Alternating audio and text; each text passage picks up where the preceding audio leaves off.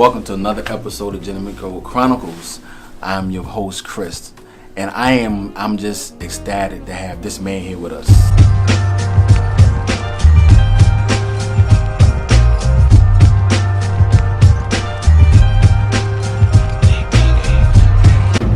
Let me see, what can I say about this guy? I've been knowing him for 12, 13 years.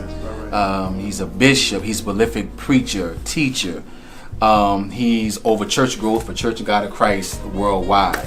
He's the man. The Grand Tone called him the Diddy of Church of God of Christ. He's the man. But we have none other than Bishop Roderick Hennings. Oh, I'm glad to be here with you, my friend. Glad to be here. Listen. I had to get this. We had to get this. Oh man, we had to get this. Thank you. Right. Welcome to the show. Honored. Right. So listen, I wanted you on this particular show because this subject that we're talking about is kind of edgy, but it needs to be talked about. And the topic that we're going to talk about is the definition of a man. So I want to ask you, with all your wisdom, to you, what is the definition of a man, a real man? Well, fundamentally, a definition of a man is a producer. When God made even Adam from the very beginning, the first thing God did for Adam was made him productive. Right. Before he even had a wife, he was tilling the garden. The scripture said there was not a man to till the ground. Right. A man, even in Latin, the word is fundus for father, which means the foundation. And when a man knows that he's the foundation, things are built on him, but he gets no credit. Nobody comes to your house and say, that's a beautiful foundation. They celebrate what's standing on it. That's true. And that's why even the black man, he's done more behind the scenes than he's done in front of the scenes. But he's never celebrated, only tolerated. Simply because he's the Latin word fundus, he's the foundation. But that's really what man is. I'm looking at the guys. I'm looking at his face. I'm looking at the fella's face. They're like, what in the world? You broke it down, man. Oh my God. Y'all want to add to it? I never knew fundus was a word. I think for me, because of the society that we live in, we, especially as black men, we just get beat up across the head. Just bang. We do. You know, why you think that's the case? Well, I don't know how politically correct this will be, but this is the truth. First of all, black man is being emasculated by society because of his perceived role. Right. This is why the black woman is being elevated on the regular and the black man is being overlooked. We live in an age of called androgyny. Mm-hmm. Androgyny is where it's neither male nor female. Right. To the Caucasian, the real genuine role of the black man is that he's his father, not his brother.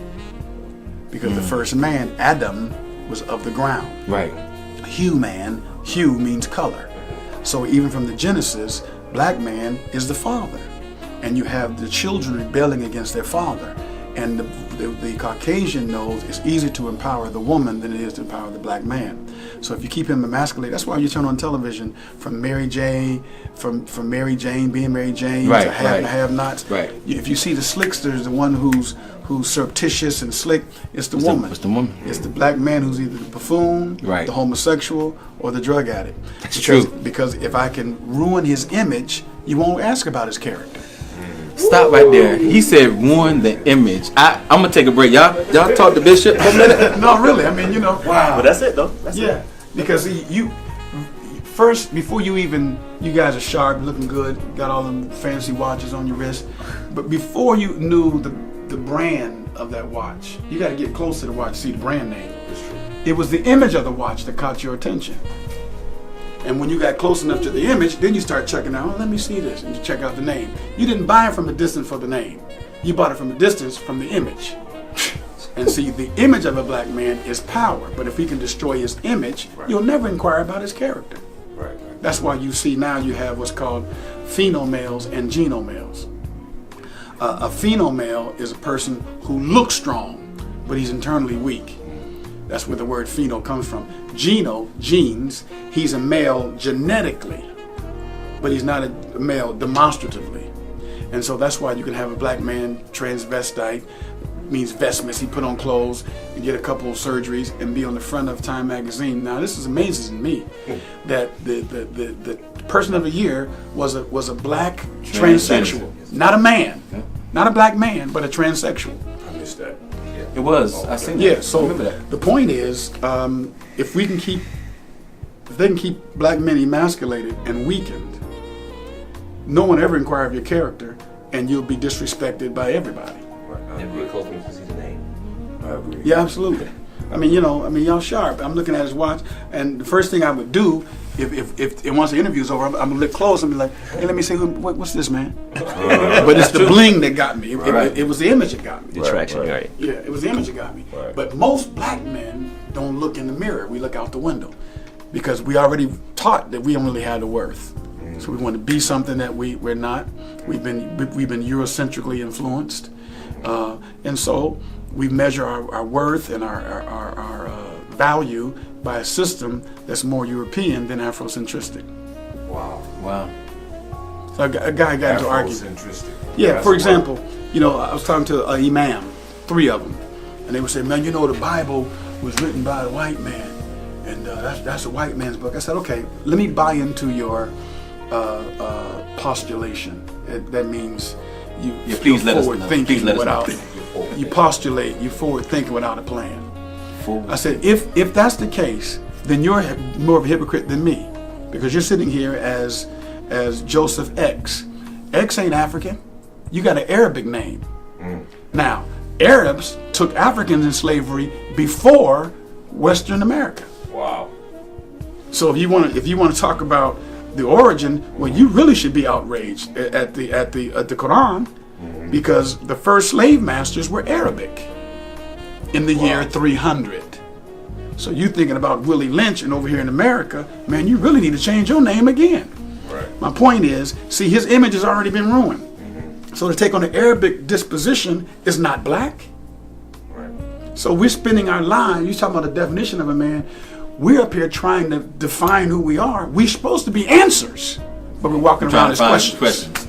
But how do you find the answer? Like, do you just define what the role of a man is and be that? No, you have to see a man to be a man. And what happens, men sharpen each other. Thank God for the sister here, the manager. I'm sure she's bright and brilliant, but ain't nothing she can do for me in my manhood. You need a man to sharpen a man. Right. The Bible says iron sharpens iron. Right. So there's got to be a spark when we get together. Right. We should never look at each other clandestinely or condescendingly, what's up, my nigga, what's up, and keep moving. Right. When we see each other, we should automatically be stimulated by each other's presence. That's a fact. That is a fact. Yeah. And a smart man will hang out with an older man so he can be a better man later. That's right. That's good. Right. That's And I can speak introspect. I hope I ain't talking. no, you know, please. But I can be Please. introspective. My father was not in my life. He was married to his wife, and my mother was his mistress. And that's how I got here. He lived 3 blocks from us. He never bought a diaper, never bought a bottle, nothing. I played football, basketball, track. I got certificates. Jesse Owens signed my certificates. Trophies. I played second in the state of Ohio. Nobody there cheering me on. Now, all I had going on, I still had a void for the father that was never in my life. Now, you said, well, you never missed what you never had. That's not true, because you've been genetically designed to have somebody sharpen you. That's right. So then when I got into the church, before I got to the church, when I was from 13 to 16, I was going to the mosque. I was right in the mosque and listening to the preacher say stuff. He was giving me truths. He was giving me empowerment, but he couldn't give me an answer for the void, because there was no patir there. There was no fundus there. No foundation. Exactly. So then when I got saved, man, my first prayer was, Lord, let me be the father to my children. I didn't have any at the time. Let me be the father to my children that I never had. Let me be the husband to my wife my mother never had. Same thing I said. And the Lord blessed me. So even now, I just got out of Bible study. We go back to Buffalo, but my adrenaline is flowing because I'm in the room with sharpeners.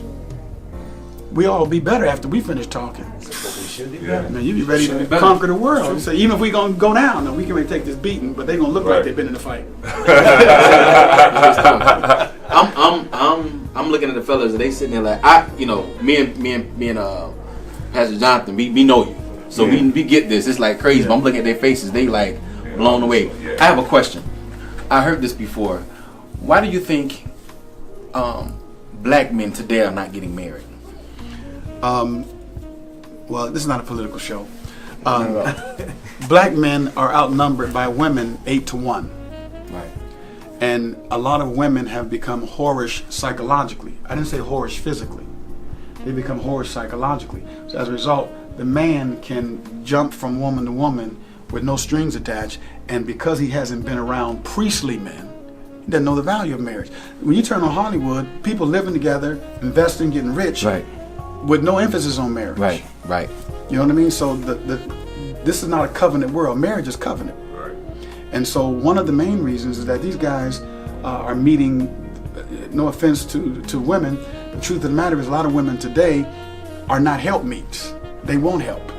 The scripture says that she's a helpmeet. Wow. So because she's losing her role, then the man himself is like, well, she ain't gonna help me, I don't need her. Everybody can find legs, but you need a lap where you can lay your head. Yes, sir. Yes, You can buy legs, but you can't buy a lap. Can't buy that. Samson was defeated, brother, by a lap. He was a fornicator the whole time for 20 years. But Delilah gave him a place to lay his head. That's what's weak. And every man wants to be in a place where you don't have to compete.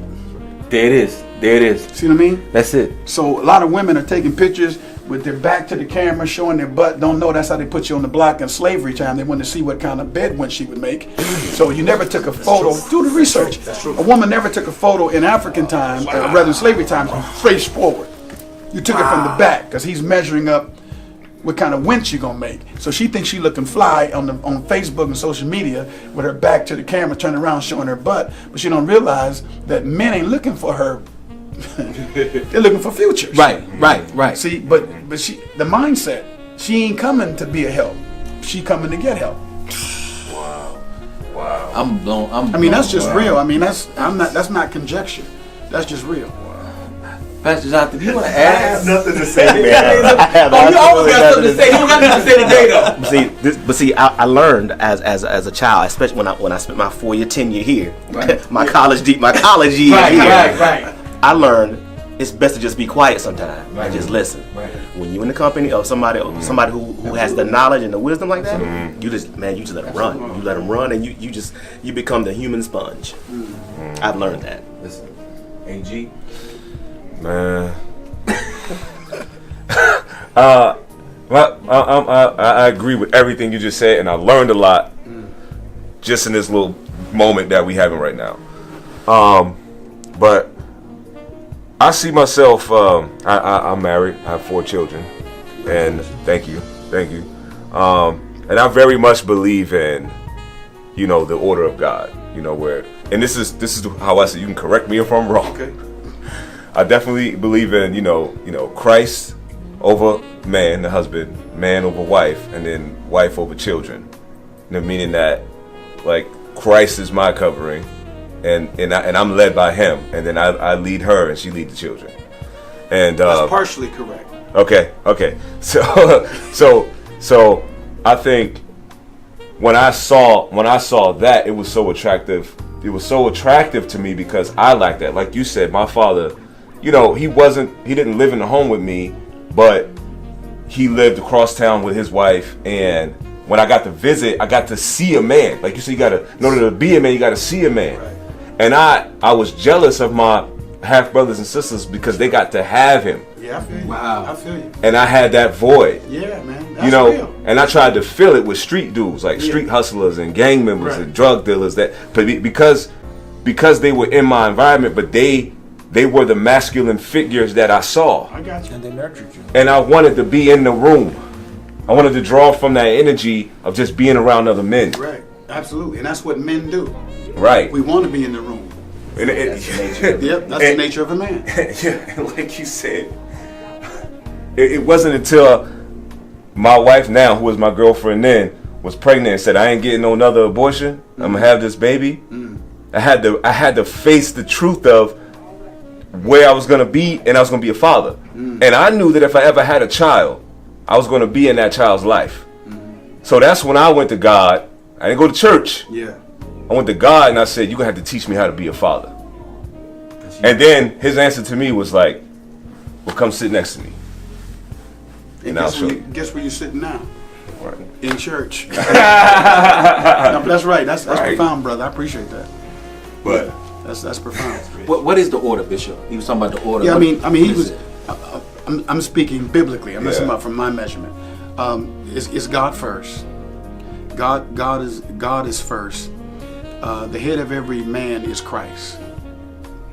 It's not you simply over your wife and your wife over your children. You over everything. Right. You're the only priest in the house. You're the Latin word fundus. You're the found. Everything stands on you. Let me probably show you how deep it is. If your children, now this goes against Western culture because that's how we've been influenced. But if your children had to live with one of you, biblically, the children should live with you, not the mother. Right. And the reason being is whatever the mother is, it was pulled out of you so she can be. Right. Because you were always here before she even got on the scene. So the femininity that you're married to is what was pulled out of you. Eve was pulled out of Adam. So when your daughters are there, they would still have more by having you if the mother walked away. But in the society we live in, we think that the mother is the nurturer and the father is the law.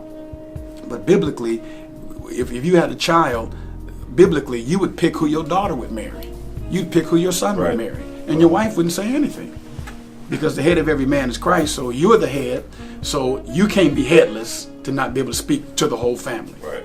As long as your children, you got girls and boys? I have 3 boys and a girl. 3 boys and a girl. As long as they live in your house, they're called males and females. A male and female is an undeveloped, immature man. A female is an undeveloped, immature woman. And as long as they're male and female, they're hidden in the womb of their parents. That's why Eve was called female as long as she was never being revealed as woman when she was in Adam. So as long as they're under your covering, if somebody said, what's your son's name?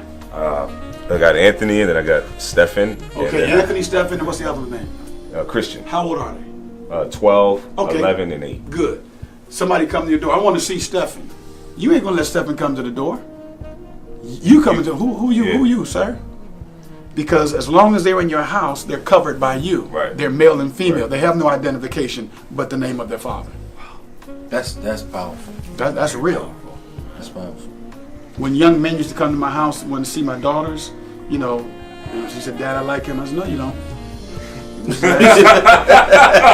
don't like him. He ain't the one. You know, and I have a gun. I'm saved, sanctified, Holy Ghost. That's all right. But I'll clean my gun right in front of him. So you like my daughter, huh? Don't worry about that red dot on your chest.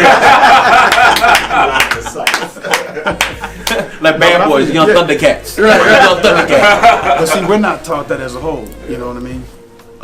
And I think even this platform that you are, I think this is an incredible platform. This whole concept was basically kind of birthed out of your teachings.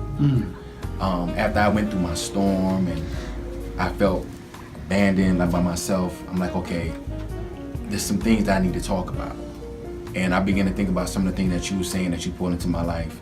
And I said, you know what? I said, we're going to talk about it. So I called Pastor Jonathan. Actually, me and him had a conversation. He said, man, and this is what he told me. He said, is this Chris talking or is this God talking? And I said, it's God, man. He said, okay, well, I'm going to rock with you then. Wow, that's powerful. It is. And I mean, this right here is like, I'm trying not to cry because this is something that is needed. I know I need it. And I think a lot of men need this, you know how they say that men don't talk and we hold our stuff in and whatnot. But I think this platform, we're talking about it. Absolutely. And make it easy for other people to talk about it. Generally, men don't talk because they don't have nobody to talk to. No one that listens. Because contrary to popular opinion, men talk best to other men, not even to their wives. Wow. Because at home, you always got to be Superman. But here you get to be Clark Kent. See? So we get to have conversations where there's no competition. He walked off set. There's no, you ain't trying to flex on me. You ain't, you know what I mean? There's no competition. So men, you leave your shield at the door because I ain't fighting with y'all. We in here, we rolling together. You know, so. Well, I can say this. I felt like I was on an island and I was isolated at one point. You know, like Chris was like that feeling of just being like feeling like I'm by myself. And I was going around the house. I was blowing up on everybody. I had an attitude all the time. And I was, to me, when you displaying that kind of emotion, I see it as weakness. I do.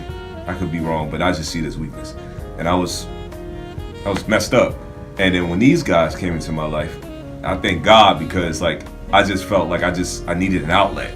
I was about to say, it's not necessarily weakness, man. You didn't have a place to blow up. Right. when you get around other men, you blow. Hey, it's your turn to blow up. Not turn to blow up. We ain't doing no damage. You know what I mean? Right. I feel you. Yeah, they came around and she was like, yes, like you need some brothers, go. Yeah, Like right. anytime we doing something and it's GCC, she like, go. Yes. Yeah. So, man. Get out. Yeah. All right. Yeah. Bishop, let me tell you something. First, I want to thank you. And you're a busy man. I know you're all across the country flying in jets and stuff. But I honestly, he's gonna say something. I was waiting for him to say something. Hey, I don't know if this makes it on your show. This guy right here, he calls me Pup Daddy of the church. The Jimmy Church of God in Christ right there. I'm with it. For real. Doing the show thing No, and you everything. good. But listen. This is what I want to say before we it's gonna come. We gonna try to go left for a second before we end this thing. Not only is he a prolific preacher and teacher, this man is like, he always say this. He's not a prophet. He has prophetic moments, and I can't let this show go without talk about this. I had the opportunity to serve him. I mean, I've been to his home. We ate together, traveled together, and this is something I will never forget. Now, I've been in church all my life. I've seen a lot of prophets, preachers, prophet lying. It is what it is, But one thing I can say that if the Lord tell him something, it's the truth. We was in Cleveland, Ohio. Remember this? And you called for a line who was on medication, and he had a line. The line was out the door. People that was on antidepressants. I mean, just all kinds of stuff. So it was one lady. He was going to pray for her, but he kept stopping. He said, "You sure you're not on medication?" "No, I'm not on medication, no." He said, "Okay." Try to pray for her again. "Listen, you sure you're not on medication?" No. So he tried to pray for her again. He said, no, hold on. He said, "Where's your purse at?" So she went and got her purse, whatnot. So Bishop took the purse, dumped it over. He said, "What's this?" It was an inhaler. He said, "That's medication, ain't it?" Church went ballistic. Yeah. I lost it. I lost it. Yeah, dude. Remember that? Yeah. Wow. That I was- prescription label right on there. Right on it. And she said, no medication. He said, "I'm trying to tell you, it's medication. I see it." Yeah. I was like this.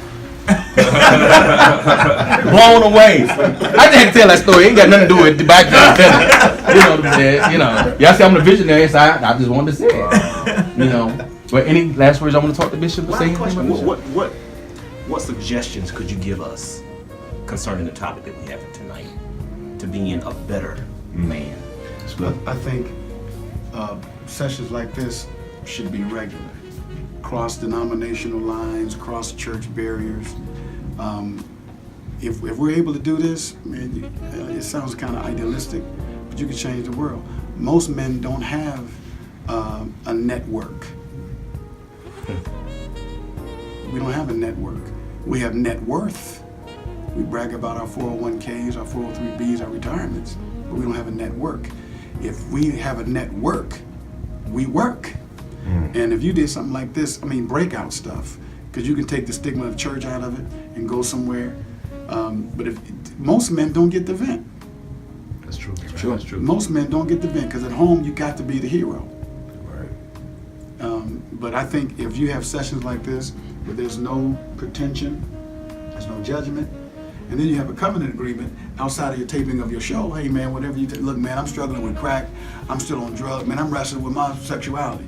If they're able to come here, and as priests, you're able to eat the offering and not spread their business, man, this would change thousands of people's lives. That's huge. We're definitely gonna do this again. That's huge. But I want to do it on a bigger platform. Just have a powwow. Yeah. We gotta have you back. Oh man, I'll be honored. I'm excited about this. Matter of fact, you know what? We need to go to Buffalo. Man, we good. Yeah, we need to go to Buffalo. We're gonna do it. Dudes get to fly on the jet. I'm just saying. Listen, Bishop, you know what? You just gave me an idea. Let me tell you this, and I'm putting it on your show. April 13th, there's a Hollywood producer. There's a movie called Canal Street that came out Yeah. with Mekhi Phifer and all them. Well, the producer, we was on the plane together, and we met. We talk every week. He's bringing the show because it's in the theater, but he's gonna bring it to our church April 13th on a Saturday. We're gonna do a private showing. If you want to come, you can come. I want you to come because I want to introduce the Gentleman Chronicles and see what he considered doing maybe a one-time production of the Gentleman Chronicles. Y'all take me out. I'm about to learn. Now, Bishop, we got like 5,000-6,000 people to watch this now. It's out there in atmosphere. If you do this with this guy, you have 5-6 million. Whoo! That ain't smoke. No, he telling the truth too. No, that ain't smoke. What is it? It's no, you said it. You said ownership. What is it? Possession is 90% of ownership. That's right. You got to walk in it. That's right. Declare it and walk in it. That's right. Sit in it. That's right. Hold the steering wheel. Look back in it. Like you're driving, right? Yeah. That's right. Appreciate you. Congratulations. Catch the We're vision. gonna do it. Put it on your calendar, April 13th. It's done. I guarantee you're gonna meet Kevin Mullen. You're gonna meet the Hollywood producer. Kevin Mullen, I know that name. You probably have. You got shows out there. Bishop, thanks for having Listen, Man, I'm honored to be here with you. we sitting here with Bishop Hennings. This has been ridiculous, crazy, off the chain. What's another word? Lit. Litty. Listen, Litty. hope you guys enjoyed it. Hope you enjoyed the show. And AG, how we take it out? This has been another episode of the Gentleman Code Chronicles. Get familiar. The Didier Church of God in Christ.